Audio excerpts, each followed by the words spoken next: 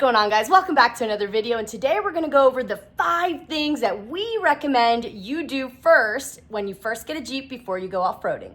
Keep in mind, this is our recommendations, our opinions on what you should get before you go off-roading for the first time. It doesn't necessarily have to be in a Jeep, any vehicle 4x4. Obviously, if you have different types of platforms, I don't really know what is all out there as far as universal fit, so we're gonna base it off of our Jeep or Jeep Wranglers. Our number 1 item that we recommend, which I know that we're gonna get a lot of flack for, is a winch. So people are gonna be like, no, just go with bigger tires first. No, because no matter what size tires you're gonna have, you're inevitably going to get stuck, so you need to be able to assist in your recovery. So a winch, we recommend going with at least a 12,000 pound for any Jeep, just so that it could still work once you start getting heavier and heavier and you put tons and 42s, obviously, if that's where you want to go in the direction of your build. That being said, we're not here to talk about any particular brand, but if you are looking for discounts or really just items that we use, all of that can be found on our website. So make sure that you go to offroadandchill.com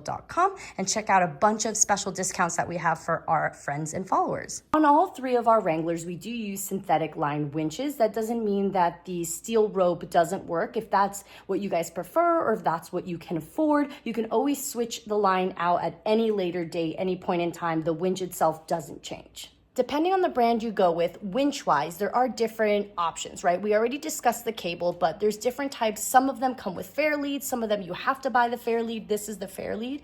Some of them come with the hook. Some of them don't come with a hook. And then remotes. Some of them come with wireless remotes and wired remotes. Some of them come with only one or the other. So definitely look into it. Make sure that it's well within your budget. Don't go broke trying to modify your Jeep, guys. It's not worth it. This particular Super Winch 12,000 that we're using does come with a wired and a wireless remote, so it is really the best of both worlds. It comes with the fair lead that you're seeing and the hook, so that's one complete package. All 3 of our Wranglers are equipped with the Super Winch 12,000 pound winch that comes with the synthetic line.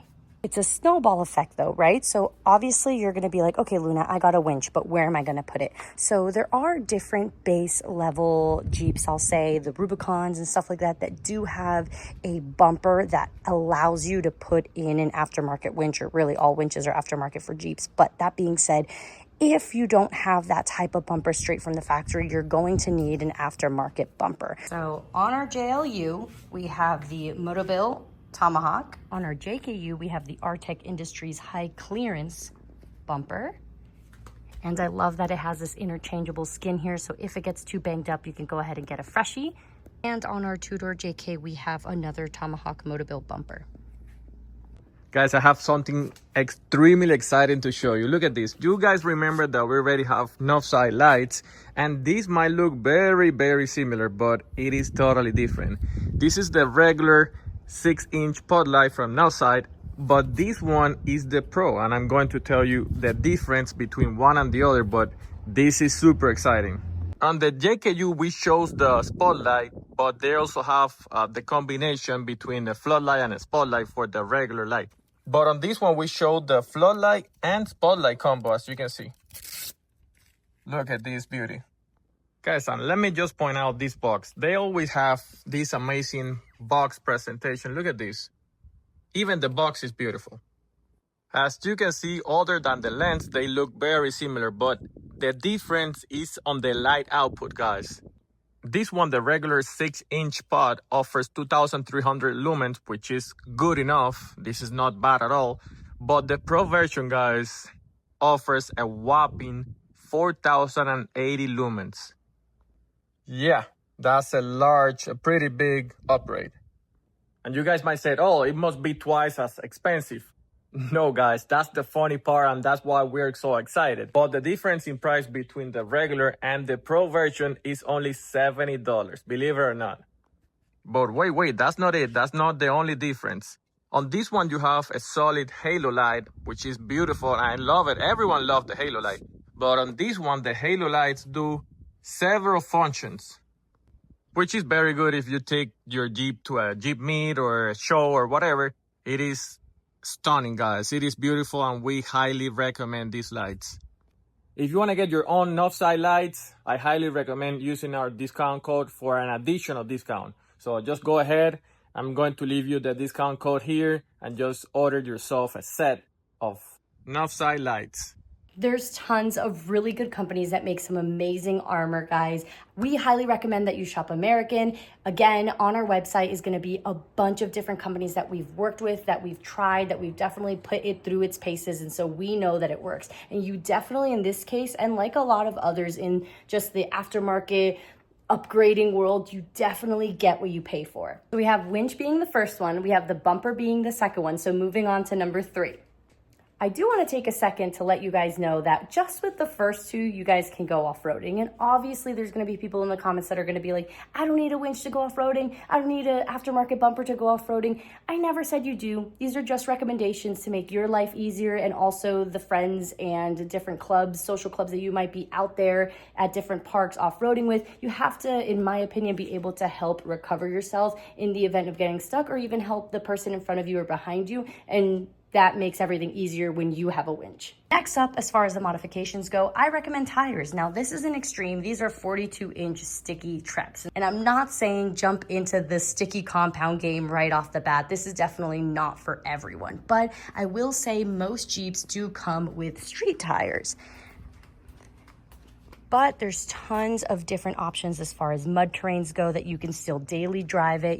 These are DOT, so they're not a sticky compound. These are the Maxxis Razors. Again, this video isn't really necessarily about any particular brand, but again, guys, I would recommend with getting at the very least, an all-terrain if you're trying to do any type of off-roading, especially with mud. Those street tires are not going to fare well, and you are not going to be able to get very far. That being said, all-terrains or mud terrains are the way to go.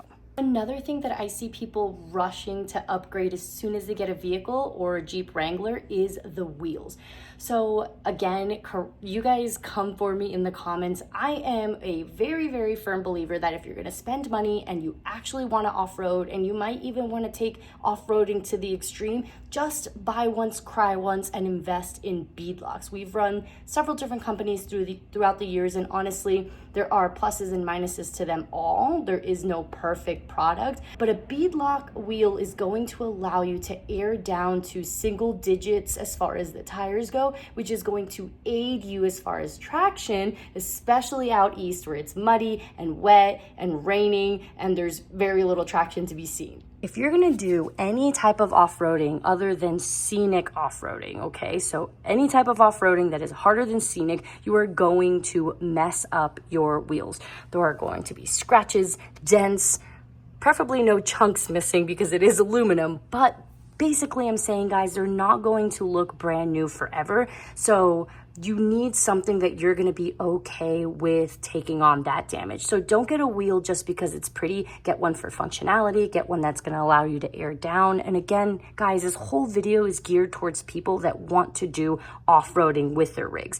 So understand there's going to be scratches, and that's okay. They're battle scars. Our two-door JK has the Baja Bill Outlaw forged light bright wheels, and so these are amazing. These are 17s and extremely light compared to our other. These are 20s, so they are bigger. This is on our JKU. These are the KMC Grenades, I believe, and on a 20, so there definitely is more wheel. And our JL has the KMC Grenades as well. I just think a different color. Just like that, we've gone over 4 things. We've gone over the winch, the bumper, the tires, and the wheels. So what's number 5? Number 5 you might not expect. All right, for the next, 10 seconds, if you know what I'm gonna say the last item is, put it in the comments below and we'll see who wins. Do, do, do, do, do, do, do. Do, do, do, do, do.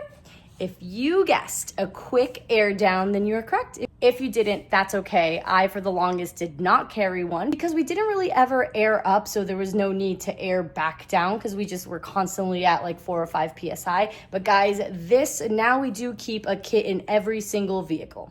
And there are tons of brands. Please disregard the fact that all the pouches have seen better days, but the product is what's important. So we do have the open top rig, so you know that everything gets dusty and dirty, and we kind of spray wash, pressure wash everything. So they have been through the ringer, but let me show you guys just a couple of different options.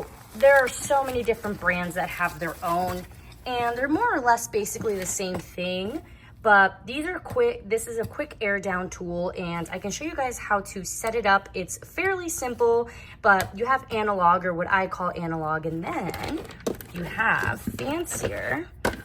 And like everything in life, it has pluses and minuses, pros and cons. And so this one's digital, so you do have to make sure that obviously you keep batteries in here. So not great to run out of batteries and not be able to use it, but that seldom happens. So that's really cool. And then we have the Combat Off-Road one, which is very similar to the ARB. So just support the company that you want to, but definitely keep one. They're relatively inexpensive, and I've never had one break on me. And these are great, guys, because they air down your tires super fast. I would say the only faster way would be to remove the valve stem completely, or get what I have in the two-door. You really have to add these in all the other vehicles, but take a look. So these are quick air down valves, right? And so you just unscrew this. I'm gonna apologize in advance for what is going to be pretty loud, right? So barrel is unscrewed, and that's gonna let out approximately 1 PSI a second. Let's say you don't have fancy quick air down valve stems. So this is your normal valve stem. So a lot of the times I lose these caps when I used to have to air down all the time. So put that there. Let's see if I can do this with one hand. Okay. So you line that up. Oh, this is gonna be difficult. Can I do it one-handed? Okay. You spin from the first one. Don't touch this one yet. Okay. So we're locked in there. Spin until you can't spin no more. All right, that's snug. And you're gonna take this and make sure it's pushed all the way in, and then counterclockwise, basically start hearing that. Make sure this is pushed all the way in. Okay, spin, spin, spin, spin, spin. And then pull up, and then this should sound like.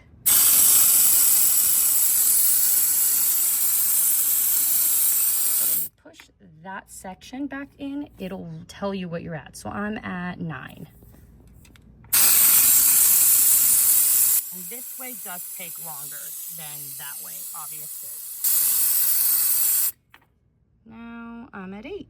Don't forget, guys, if you want direct links to anything that I just talked about, make sure you check out our description below for our Amazon storefront, for our different affiliate links, and also go to our website for special discounts just for you guys. Well, there you have it, folks. The 5 things that Marlon and I recommend that you get fairly shortly after you get a Jeep, or in the order that we recommend you do the modifications as far as trying to get out there and being a little more self-sufficient. Like always, guys, if you enjoyed the video, big thumbs up, share with your friends and family, and we'll see you next time. Bye.